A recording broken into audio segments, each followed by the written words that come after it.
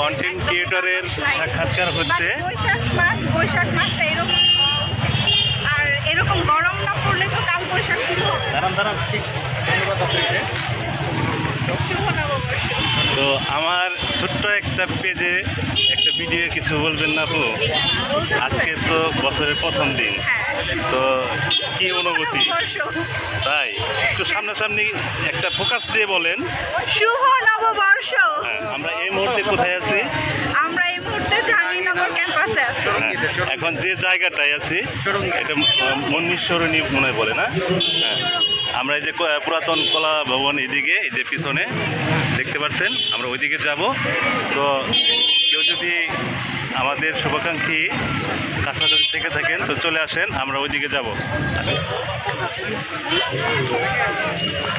আমাদের সাথে কিন্তু আমাদের শিল্পী সাহেব আছে। এই যে আমাদের শিল্পী সাহেব, এই যে আবার আমাদের এক নতুন নৌসা, আমাদের মিড লাইফের নতুন নৌসা। তো ভাইয়ের জন্য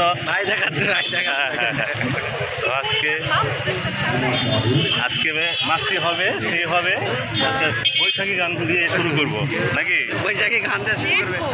ওই ভাই হলো ভিডিও করে তো টিকটকার, আমি কিন্তু কিছু না ভাই, এই জন্য ওগুলা করতে। হাজার হাজার লোক এটা হলো বর্ষবরণে চলে আসছে। আমরা টিকটকারের যত বক্তব্য। কি অবস্থা খানসাম? আলহামদুলিল্লাহ। তো পহেলা বৈশাখ যেহেতু আজকে আমরা বের হয়েছি বিকেলে, তো এই সুবাদে আমার একটা ছোট্ট পেজ আছে।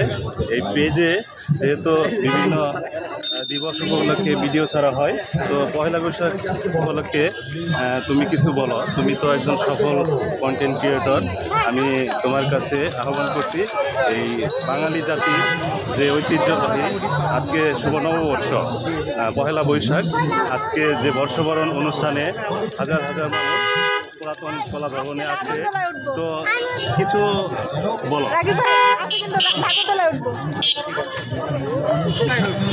আচ্ছা, সামনে আসো, চলো বলি।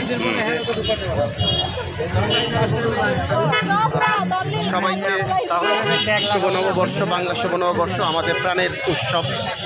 তো এবারও ব্যতিক্রম এবার আমরা নতুন একটা বাংলাদেশ পেয়েছি, নতুনভাবে আমরা শুরু করতেছি।